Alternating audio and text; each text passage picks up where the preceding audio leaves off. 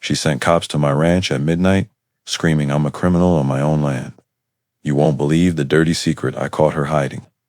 I've owned this lakefront ranch for a decade, a sacred slice of earth where memories of my late wife, Emily, live in every sunset.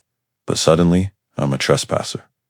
Patricia Ellison, the HOA's power-crazed queen, stormed my property with police, demanding I abandon my home. While she pointed fingers, I uncovered her sneaking onto my lake at night, treating it like her personal playground. What I found next will torture Empire. Comment where you're watching from. This fight's about to explode. The night started like a dream. I parked my old camping chair by the lake, same spot where Emily and I watched the sky burn gold. A cooler with cheap beer and ham sandwiches sat beside me, my Friday ritual to keep her close. 5 years after cancer stole her. The fire crackled, sparks dancing under a sky so bright it felt like the stars were cheering me on. I could almost hear Emily's laugh in the wind, feel her hand in mine as we dreamed of docks, bass fishing, and barbecues with friends. Then sirens ripped it all apart. Red and blue lights pulsed across the water like a nightmare disco. 2 patrol cars rolled up, dust choking the air. Deputy Brian Walsh, my high school buddy who ditched class with me to fish, stepped out looking like he'd rather be anywhere else. Behind him strutted Patricia, HOA, president of Crestview Heights, her designer heels sinking into my dirt. Her chin jutted like she owned the county. That's him, officer. She barked, pointing like I was a bank robber, not a warehouse manager on his own land. He's trespassing on HOA property, disturbing our residents. Brian scratched his head, caught in a bind. Dan, I'm sorry, but we got a complaint.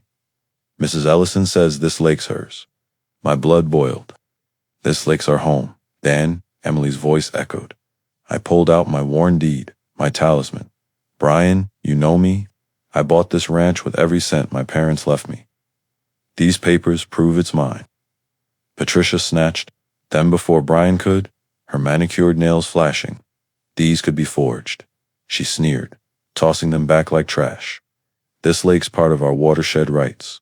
Brian shuffled, mumbling about HOA initiatives, funding his department, and career boosts. Pack up, Dan, just for tonight. My jaw clenched so hard I thought it'd snap. I gathered my gear, each thud against my truck bed, a promise to fight. Patricia's smug grin burned into me as she said, "This land's not yours, buddy." I drove off, her silhouette in my rear view like a vulture by my lake. Then my phone buzzed a text from an unknown number. Leave the lake or lose more than land. My heart pounded. This wasn't just a property. Grab Patricia was playing dirty dot at home. I spread out every document I had: deeds, tax records, maps. A faded town hall map caught my eye, shared penciled by my lake. My stomach sank. Was this her ammunition?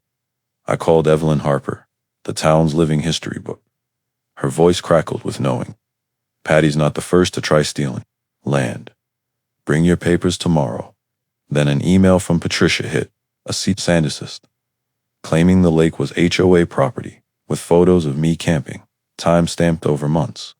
Someone was stalking me. Next morning, Todd Brennan, Patricia's HOA lapdog, showed up with a generous offer: sign over the lake for compensation or lose everything. His sweaty hand shook, betraying his nerves. She's got connections, Carver.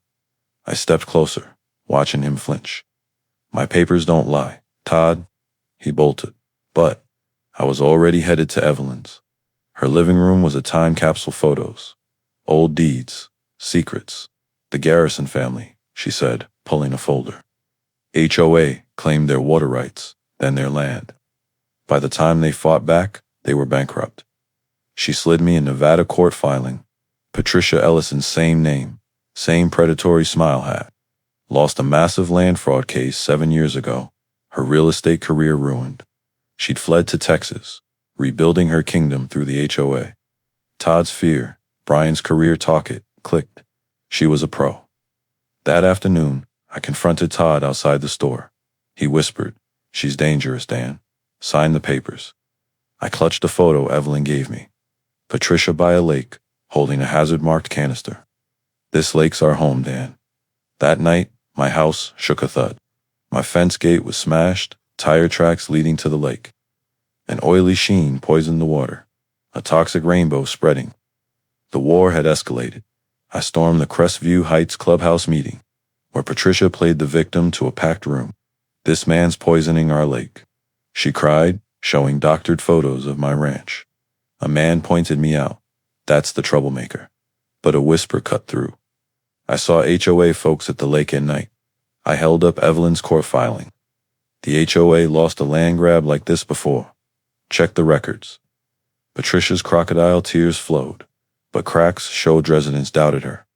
I accidentally dropped my folder near her. Photos of her, Nevada past, spilling out. "You want to play?" "I play to win," I muttered. Evelyn winked from afar. I installed decoy cameras, letting Patricia hear they were faulty. The real ones, hidden in birdhouses, caught her at midnight, pouring toxic sludge into my lake, her HOA badge glinting. She thought she'd won. I sent the footage to Brian. He watched, pale. "She played me. Dan promised me sheriff." He opened an investigation. I wrote a fake surrender letter to bait her ego. "You win, Patricia. I'll sign. Just stop." Evelyn delivered it, and Patricia threw a victory party. Oblivious to the trap, her party photos flooded social media smug toasts, her empire peaking. I saved every post. Then I saw it. My gate twisted, a knife pinning a note in Patricia's handwriting. "Give up, or your lake's next." I texted Brian. "She's escalating." His reply, "Stay safe." We moved tomorrow. At dawn, I uploaded the video. HOA president caught poisoning lake.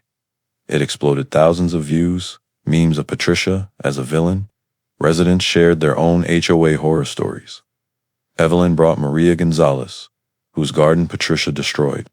We built a case showing her pattern of theft done in court. The judge's face darkened at the footage.